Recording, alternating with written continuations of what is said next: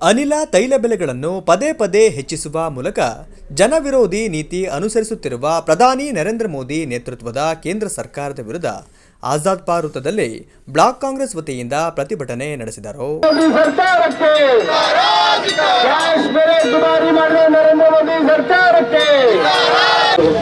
ಮುಖಂಡರುಗಳು, ಹಿಂದುಳಿದ ವರ್ಗದ ನಾಯಕರು, ಅಲ್ಪಸಂಖ್ಯಾತ ನಾಯಕರು ಎಲ್ಲರೂ ಕೂಡ ಭಾಗವಹಿಸಿದ್ರಿ. ಅಡುಗೆ ಅನಿಲ, ಪೆಟ್ರೋಲ್, ಡೀಸೆಲ್ ಬೆಲೆ ಏರಿಸುತ್ತಿರುವ ಕೇಂದ್ರ ಸರ್ಕಾರ ಜನರ ಬದುಕಿನ ಮೇಲೆ ಬೆಲೆ ಏರಿಕೆ ಬರೆ ಹಾಕುತ್ತಲೇ ಇದೆ.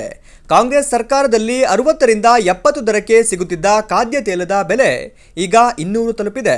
ಡಾಕ್ಟರ್ ಮನಮೋಹನ್ ಸಿಂಗ್ ಕಾಲದಲ್ಲಿ 55ರಿಂದ 65ಗೆ ಸಿಗುತ್ತಿದ್ದ ಪೆಟ್ರೋಲ್, ಡೀಸೆಲ್ ಬೆಲೆ ಈಗ 100ರಿಂದ 110ಕ್ಕೆ ತಲುಪಿದೆ. ಅನಿಲದ ಬೆಲೆಯನ್ನ ಒಂದೇ ತಿಂಗಳಲ್ಲಿ 4 ಸಲ ಹೆಚ್ಚಿಸಿ ಜನಸಾಮಾನ್ಯರ ಬದುಕನ್ನೇ ಕದಡುವ ಕೆಲಸವನ್ನ ಕೇಂದ್ರ ಸರ್ಕಾರ ಮಾಡಿದೆ ಎಂದು ಶಾಸಕ ಎಚ್.ಡಿ. ತಮ್ಮಯ್ಯ ಅವರು ಆಕ್ರೋಶ ಹೊರಹಾಕಿದ್ದಾರೆ. ಕೇಂದ್ರ ಸರ್ಕಾರದ ಬೆಲೆ ಏರಿಕೆ ವಿರುದ್ಧ ಮಾತನಾಡಿದ್ದಾರೆ.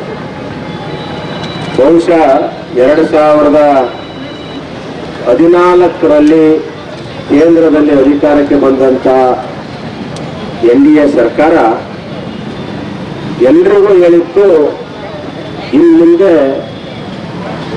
ಇಡೀ ದೇಶದ ಜನರಿಗೆ ಅಚ್ಚೇ ದಿನ ಬರುತ್ತೆ ಅಂತ ಹೇಳಿದ್ರು.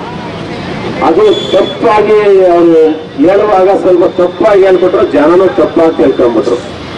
ಅವ್ರು ಹೇಳಿದ ಅಚ್ಚೇ ದಿನ ಇಡೀ ದೇಶದ ಜನರಿಗಲ್ಲ, ಗುಜರಾತ್ನ ಒಂದು 4-5 ಜನಕ್ಕೆ, ಅಂಬಾನಿ, ಅದಾನಿ, ಮೋದಿ, ನೀರವ್ ಮೋದಿ, ಲಲಿತ್ ಮೋದಿ, ಶಾ, ಇವರುಗಳಿಗೆ ಅಚ್ಚೇ ದಿನ ಬರುತ್ತೆ ಅಂತ ಅವ್ರು ಹೇಳಿದ್ರು. ನಮ್ ಜನನು ತಪ್ಪಾಗಿ ಅರ್ಥ ಮಾಡ್ಕೊಂಡ್ಬಿಟ್ರು. ಅಚ್ಚೇ ದಿನ ಅಂದ್ರೆ ನನಗ್ ಬರುತ್ತೆ ಅಂತ ತಿಳ್ಕೊಂಡ್ಬಿಟ್ರು. ಅಚ್ಚೇ ದಿನ ಬಂದಿದ್ದು ಅವ್ರು 5-6 ಜನಕ್ಕೆ. ಇಷ್ಟಿತ್ತು ನಮ್ಮ ಸನ್ಮಾನ್ಯ ಮನಮೋಹನ್ ಸಿಂಗ್ ಅವರು ಪ್ರಧಾನಿ ಆದಾಗ 2014ರಲ್ಲಿ LPG ಸಿಲಿಂಡರ್ ಕೇವಲ 410 ರೂಪಾಯಿ ಇತ್ತು. 410 ರೂಪಾಯಿ. ಇವತ್ತೆಷ್ಟಿದೆ? 944. 5 ಪಂಚರಾಜ್ಯ ಚುನಾವಣೆ ಆಗೋವರೆಗೂ ಬಹಳ ಸುಮ್ಮನಿದ್ರು ಅವರು, ಯಾವ ಬೆಲೆಯನ್ನು ಏರಿಸಲಿಲ್ಲ. ಪಂಚರಾಜ್ಯ ಚುನಾವಣೆ ಮುಗಿದ ಮುಂದ 15 ದಿವಸದೊಳಗಡೆ 4 ಬಾರಿ ಪೆಟ್ರೋಲ್ ಡೀಸೆಲ್ ರೇಟ್ ನ ಏರಿಸಿದ್ರು. ಎಷ್ಟು ಹೇಳಿ? 4 ಬಾರಿ ಪೆಟ್ರೋಲ್ ಡೀಸೆಲ್ ರೇಟ್ ಏರಿಸಿದ್ರು. ಇಷ್ಟಿತ್ತು. 14ರಲ್ಲಿ ಮನಮೋಹನ್ ಸಿಂಗ್ ಪ್ರಧಾನಿ ಆದಾಗ ಇದ್ದಂತ ಪೆಟ್ರೋಲು 71 ರೂಪಾಯಿ ಇತ್ತು. ಇವತ್ತೆಷ್ಟಿದೆ ಪೆಟ್ರೋಲ್ ರೇಟು? 112. ಡೀಸೆಲ್ ಅವತ್ತು 56 ರೂಪಾಯಿ ಇತ್ತು. ಬರ್ತಾ ಅವತ್ತು ಡೀಸೆಲ್ 56 ರೂಪಾಯಿ ಇತ್ತು. ಈಗ ಎಷ್ಟಿದೆಯಪ್ಪ? ಸುಮಾರ ದೇಶದ ಬೆನ್ನೆಲುಬಾದ ರೈತರು ಬಳಸುವ ಗೊಬ್ಬರ ಬೆಲೆಯನ್ನ ಹೆಚ್ಚಿಸಿ ಗೊಬ್ಬರ ಸಬ್ಸಿಡಿಯನ್ನು ಕಡಿತ ಮಾಡಲಾಗಿದೆ. ದೇಶಾದ್ಯಂತ ರೈತರು ಕೇಂದ್ರದ ವಿರುದ್ಧ ಹೋರಾಟ ನಡೆಸಿದ್ದಾರೆ. ವರ್ಷಕ್ಕೆ 2 ಕೋಟಿ ಉದ್ಯೋಗ ಸೃಷ್ಟಿಸುವುದು, ಸ್ವಿಸ್ ಬ್ಯಾಂಕ್ನಿಂದ ಕಪ್ಪು ಹಣ ತಂದು ಪ್ರತಿಯೊಬ್ಬರ ಖಾತೆಗೆ 15 ಲಕ್ಷ ಹಾಕಿಸುವುದಾಗಿ ಸುಳ್ಳು ಭರವಸೆ ನೀಡಿ ಜನರನ್ನ ಮರಳು ಮಾಡಿದ್ದ ಮೋದಿ ಈಗ ಬೆಲೆ ಏರಿಕೆ ಮೂಲಕ ಜನರ ಬದುಕನ್ನೇ ಸರ್ವನಾಶ ಮಾಡುತ್ತಿದ್ದಾರೆ ಎಂದು ಕೆಪೆಕ್ ಅಧ್ಯಕ್ಷರಾದ BH ಹರೀಶ್ ಹೇಳಿದರು. ಮತ್ತೆ ಏನು ಮಧ್ಯಮರು ವ್ಯಾಪಾರಸ್ಥರು ಎಲ್ಲರ ಪರವಾಗಿ ಕಾಂಗ್ರೆಸ್ ಸರ್ಕಾರ ಇದೆ. ಯಾಕೆಂದ್ರೆ ಗೊತ್ತಾಗೋಯ್ತು, ಬಿಜೆಪಿ ಅವರು ಯಾವಾಗಲೂ ಬೆಲೆ ಜಾಸ್ತಿ ಮಾಡ್ತಾರೆ ಅಂತ ಗೊತ್ತಾದಾಗ ನಮ್ಮ ದೇಶದಲ್ಲಿ ಕಾಂಗ್ರೆಸ್ ಸರ್ಕಾರ ರಾಹುಲ್ ಗಾಂಧಿ ಮತ್ತೆ ಏನು ಮಲ್ಲಿಕಾರ್ಜುನ್ ಖರ್ಗೆ ಅವರು, ಸಿದ್ದರಾಮಯ್ಯನವರು ಮತ್ತೆ DK ಶಿವಕುಮಾರ್ ಅವರ ನೇತೃತ್ವದಲ್ಲಿ ಏನು ಇವತ್ತು ರೇಟ್ ಎಲ್ಲ ಜಾಸ್ತಿ ಆದ ಉದ್ದೇಶಕ್ಕೋಸ್ಕರ ಮಹಿಳೆಯರಿಗೆ 2000 ಕೊಟ್ಟಿದ್ದು ಸಹ ಅದೇ ಉದ್ದೇಶ, ಮತ್ತೆ ಬಸ್ಸಲ್ಲಿ ಫ್ರೀ ಪಾಸ್ ಕೊಟ್ಟಿದ್ದು ಸಹ ಅದೇ ಉದ್ದೇಶ, ಮತ್ತೆ ಬಡವರು ಹಸಿವಿನಿಂದ ಮಲಬಾರದು ಅಂತೇಳಿ ಪ್ರತಿಯೊಬ್ಬರಿಗೆ 10 ಕೆಜಿ ಅಕ್ಕಿಯನ್ನು ಸಹ ಕೊಟ್ಟಿದ್ದಾರೆ. ಮತ್ತೆ ಯುವಕರಿಗೆ ಉದ್ಯೋಗ ಸಿಗ್ಲಿಲ್ಲ ಅಂದಾಗ ಅವರಿಗೆ ತಿಂಗಳಿಗೆ ಏನು 1,500 ಮತ್ತೆ 3,000 ಕೊಟ್ಟಿದ್ದು ಕಾಂಗ್ರೆಸ್ ಸರ್ಕಾರ.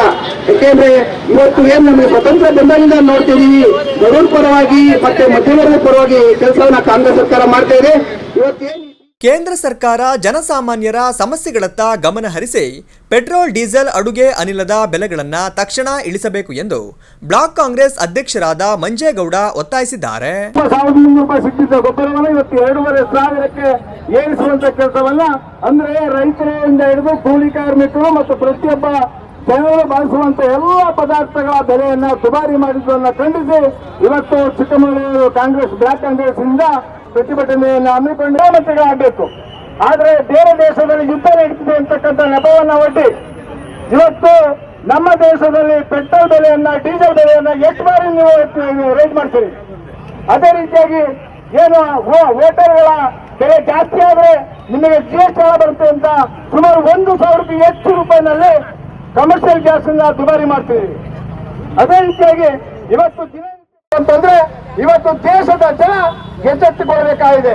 ಇಂಥ ಅಧಿಕಾರದ ಅನುಭವ ಇಲ್ಲದೆ ಇರತಕ್ಕಂಥವರು, ನಾಯಕ ಇರತಕ್ಕಂಥವರು ಅಲ್ಲಿ ದೇಶದ ಅಧಿಕಾರವನ್ನು ನಡೆಸೋಕೆ ಯೋಗ್ಯವಲ್ಲ ಅಂತಕ್ಕಂಥ ವಿಚಾರವನ್ನ ಪ್ರಮುಖತೆ ತಿಳಿಸಂತ ನಾವಾದ್ರೂ ಕೂಡ ಮುಂದೆ 29ರಲ್ಲಿ ನಮ್ಮ ದೇಶದ ಕಾಂಗ್ರೆಸ್ ಪಕ್ಷ ಅಧಿಕಾರಕ್ಕೆ ಬಂದ್ರೆ ಹಿಂದೆ ಯಾವ ರೀತಿಯಾಗಿ ಅಧಿಕಾರವನ್ನ ಕೊಟ್ಟಿದ್ರು ಆ ರೀತಿಯಾಗಿ ಅಧಿಕಾರವನ್ನ ಕೊಡೋದಕ್ಕೆ ಬರ್ತಕ್ಕಂಥ ಸಂದರ್ಭದಲ್ಲಿ ಮಹಿಳೆಯರಿಗೆ, ಯುವಕರಿಗೆ, ರೈತರಿಗೆ, ಹಳ್ಳಿಗಾಡಿನ ಜನರಿಗೆ, ನಗರ ಪ್ರದೇಶದ ಜನರಿಗೆ ಬಹುಪೂರ್ವವಾದಂಥ ಆಶ್ವಾಸನೆಯನ್ನು ಕೊಟ್ಟಿದ್ರು.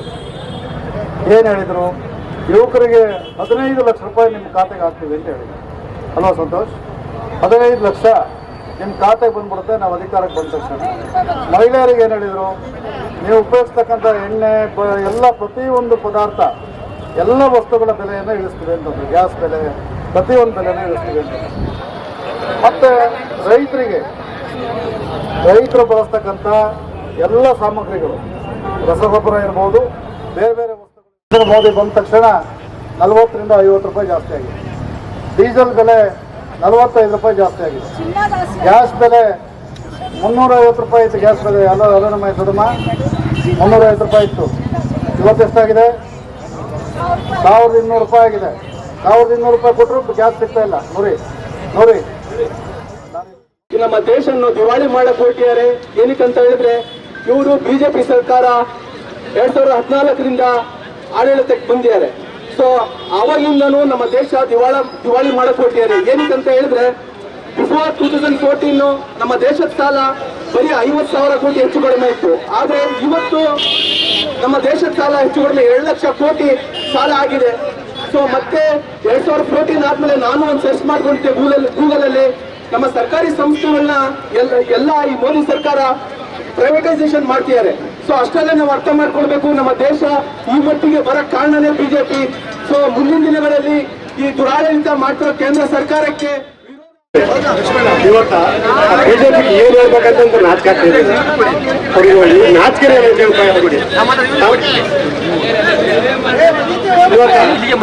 ಹಿಂದೆ 2001ರಲ್ಲಿ ಗ್ಯಾಸ್ ಎಷ್ಟಿತ್ತು ಹೇಳಿ ಯಾಕ ನೀವೇ? ಎಷ್ಟಿತ್ತು? ಈಗ ಎಷ್ಟಾಗಿದೆ? ಅವ್ರಿಗೆ ಓಟ್ ಕೊಡ್ಬೇಕ ನಾವು? 15,000 ರೂಪಾಯಿ ಬ್ಯಾಂಕಿಗೆ ಅಕೌಂಟ್ ಮಾಡ್ತೀನಿ ಹೆಣ್ಮಕ್ಳಿಗೆಲ್ಲ ಅಂತೇಳಿ 5,000 ಕೋಟಿ ಎಲ್ಲ ಅಕೌಂಟ್ ಮಾಡಿರಲ್ಲ. ದುಡ್ಡು ಬಂತಿರಕ ದುಡ್ಡು ಬಂದ ಕೇಳ್ಬಿಟ್ಟು ಆ ಮೋದಿಗೆ ನಾಚಿಕೆ ಅಲ್ಲ ರೀ. 5 ಸರಿ ಕೋಟ ಬಟ್ಟೆ ಚೇಂಜ್ ಮಾಡ್ತಾರೆ.